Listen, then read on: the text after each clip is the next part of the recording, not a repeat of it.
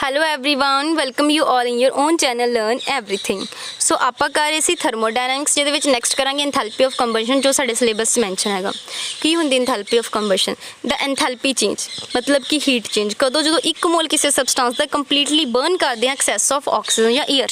देखो जालन लई ऑक्सीजन या एयर की लोड़ तो हैगी आ। सो एक मोल किसी चीज़ का तुसीं जानना उदों कितना एंथैल्पी चेंज होया, ठीक है। एयर की प्रैजेंस के विच या ऑक्सीजन की प्रैजेंस तुसीं किसी एक मोल किसी चीज़ के जालदे हो, ठीक है, तो किन्ना तुहानूं उत्थे एंथैल्पी चेंज मिलता है उन्होंने आप कहने enthalpy of combustion. The carbon असी ऑक्सीजन की प्रैजेंस जाले तो बन गया कार्बन डाइऑक्साइड, तो कितनी एंथैल्पी चेंज है -393.5। ये काफ़ी सारी एग्जाम्पल देखो दी हुई, ठीक है।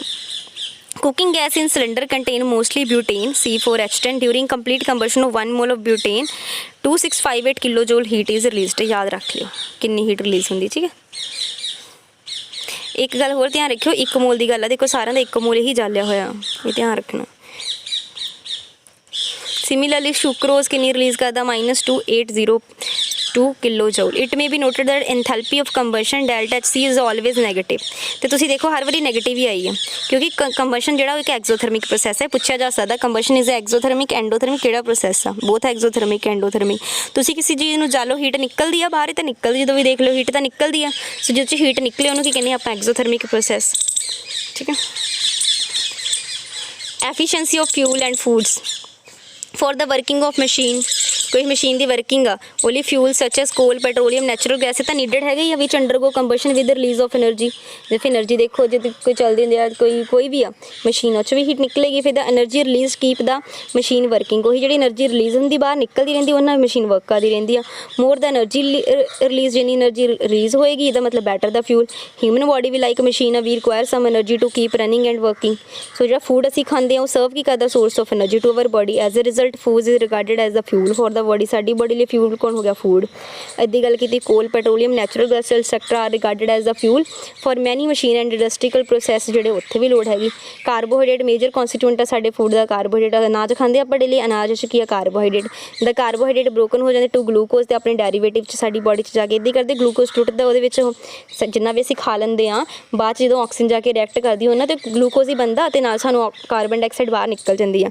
The glucose burn to give energy, साडी बॉडी नूं एनर्जी मिल गई, ठीक है।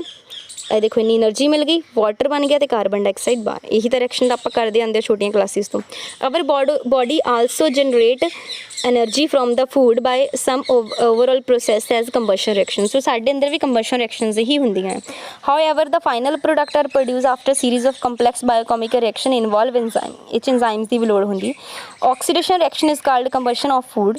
The above reaction occur in the several small step दे विच होंदी and temperature does not become excessive as we observe during the combustion reaction in a flame. So ये इन्ना ज़्यादा एक्सैसिव नहीं होंदा। एंजाइम एक्ट करते as a catalyst. These make the reaction possible at the body temperature. So reaction सारियां body temperature ते होने साडे अंदर एंजाइम्स हैल्प करते हैं। मैं एंजाइम्स बारे ऑलरेडी एक वीडियो बना चुकी हूँ तो देख लेना सी।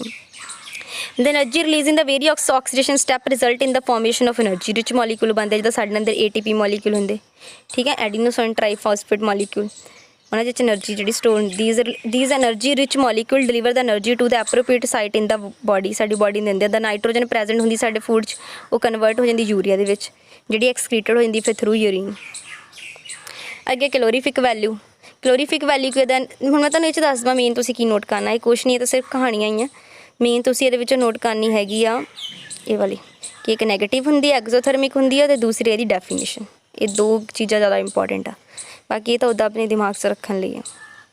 कैलोरीफिक वैल्यू की होंगी है बहुत important. Amount of heat produce in calorie. Calories दे विच कितनी हीट प्रोड्यूस हुई जदों तुसी 1 ग्राम किसी सबसटेंस का कंप्लीटली बर्न किया। ये पूछा जा सकता कि कैलोरीफिक वैल्यू कदों होंगी जो 1 मोल 1 ग्राम या 1 किलोग्राम जाला जाता। 1 ग्राम किसी सबसटेंस का कंप्लीटली पूरी तरह उन्होंने बर्न करना, ठीक है, उन्होंने कहते आप कैलोरीफिक वैल्यू। इन्हूं ज़्यादातर आप किलो कैलोरी पर ग्राम या फिर किलो जूल पर ग्राम च लिखते हैं। 1 किलो कैलोरी दे विच 4.184 किलो जूल होंगे। इंपॉर्टेंट रिजल्ट हैगा।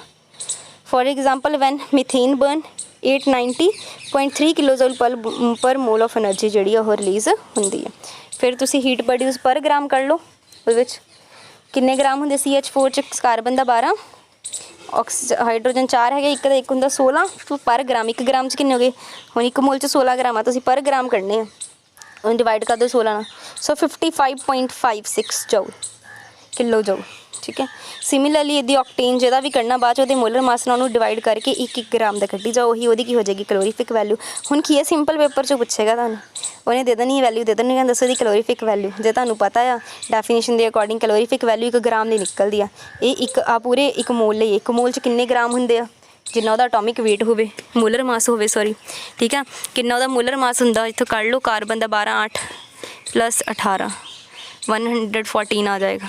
ਇਹ ਕੱਢ ਲੈਂਦੇ ਹੋ ਨਾ, ਮੋਲਰ ਮਾਸ ਤਾਂ ਸੌਖਾ ਹੈ, ਉਹਦੇ ਅਟੋਮਿਕ weight ਜਿਹੜੇ ਹੁੰਦੇ ਪਰਟੀਕੂਲਰ ਐਲੀਮੈਂਟ ਦੇ ਐਟਮ ਦੇ, ਤੁਸੀਂ ਬਸ ਉਹਨੂੰ ਮਲਟੀਪਲਾਈ ਕਰਨਾ, ਜਿੰਨੇ 8 ਆ ਅਤੇ 1 ਕਾਰਬਨ ਦਾ 12 ਹੁੰਦਾ 12 ਹੁੰਦਾ, 12 × 8 ਪਲੱਸ 1 ਹਾਈਡਰੋਜਨ ਦਾ 1 ਹੁੰਦਾ 18 ਦਾ ਕਿੰਨਾ ਹੋ ਜਾਏਗਾ +18। ਸੋ ਇੱਕ ਲਈ ਕੱਢਣਾ, ਇਹ ਤਾਂ ਹੈਗੇ ਇੰਨੇ ਗ੍ਰਾਮ, ਉਹਦੇ ਵਿੱਚ 114 ਗ੍ਰਾਮ। ਅਸੀਂ ਪਰ ਗ੍ਰਾਮ ਕੱਢਣਾ, ਡਿਵਾਈਡ ਕਰ ਦਿਓ 114 1 ਗ੍ਰਾਮ ਦਾ ਨਿਕਲ ਜਾਏਗਾ। ਇੱਦਾਂ ਸਾਰਿਆਂ ਦੀ ਕੱਢੀ ਜਾਂਦੀ। ਹੁਣ ਤੁਸੀਂ ਮੇਨ ਦੇਖ ਲਓ ਕਿਹੜੀ ਕਿਹੜੀ ਇੰਪੋਰਟੈਂਟ ਹੈਗੀ ਹੈ। ਦੇਖੋ ਹਾਈਡਰੋਜਨ ਦੀ ਸਭ ਤੋਂ ਜ਼ਿਆਦਾ ਯਾਦ ਰੱਖ ਲਿਓ 150, ਕਾਫੀ ਹਾਈ ਹੈਗੀ ਹੈ, ਠੀਕ ਹੈ। ਮਿਲਕ ਦੀ ਕਾਫੀ ਘੱਟ ਹੈਗੀ ਹੈ, ਕਰਡ ਦੀ ਵੀ ਕਾਫੀ ਘੱਟ ਹੈਗੀ ਹੈ। ਸੋ ਜ਼ਿਆਦਾ ਕਿਹਦੀ ਹੈਗੀ, ਹਾਈਡਰੋਜਨ ਦੀ ਹੈ। The table 4 show out the list of hydrogen has the highest calorific value, but ਇਹਦੀ ਕੁਛ ਟੈਕਨੀਕਲੀ ਸੇਫਟੀ ਜਿਹੜੀ ਇਹਦੀ ਥੋੜ੍ਹੀ ਔਖੀ ਹੈ, ਨਹੀਂ ਤਾਂ ਇਹ ਤਾਂ ਬਹੁਤ ਵਧੀਆ ਹੈਗੀ ਹਾਈਡਰੋਜਨ ਇਕੋਨਮੀ। ਤਾਂ ਸ਼ਾਇਦ ਅਸੀਂ ਥੋੜ੍ਹੇ ਪੜ੍ਹਿਆ ਵੀ ਇੱਕ ਵਾਰੀ ਕਿ ਪੋਲਿਊਸ਼ਨ ਵੀ ਨਹੀਂ ਕਰਦੀ, ਬਹੁਤ ਵਧੀਆ ਹੈਗੀ। ਬਸ ਇਹਦੀ ਥੋੜ੍ਹੀ ਸੇਫਟੀ ਜਿਹੜੀ ਆ ਉਹ ਈਜ਼ੀ ਨਹੀਂ ਹੈਗੀ, ਠੀਕ ਹੈ। ਐਕਸਪਲੋਸਿਵ ਰਿਐਕਸ਼ਨ ਹੋ ਜਾਂਦੀ ਹੈ, ਇਸ ਕਰਕੇ ਇਹਨੂੰ ਯੂਜ਼ ਨਹੀਂ ਹੱਦ ਤੱਕ ਪ੍ਰੋਪਰ ਵੇ ਨਾਲ ਕਰ ਹੋ ਰਿਹਾ। ਅਮਾਊਂਟ ਨਹੀਂ ਤਾਂ ਕੈਲੋਰੀਫਿਕ ਵੈਲਿਊ ਮਤਲਬ ਉਹ ਦੇਖੋ 1 ਗ੍ਰਾਮ ਜਲਣ 'ਤੇ ਸਾਨੂੰ ਕਿੰਨੀ ਜ਼ਿਆਦਾ ਐਨਰਜੀ ਦੇਗੀ, ਕਹਿਣ ਦਾ ਮਤਲਬ ਇਹ ਹੈ, ਇਸ ਲਈ ਉਹ ਵਧੀਆ ਆ।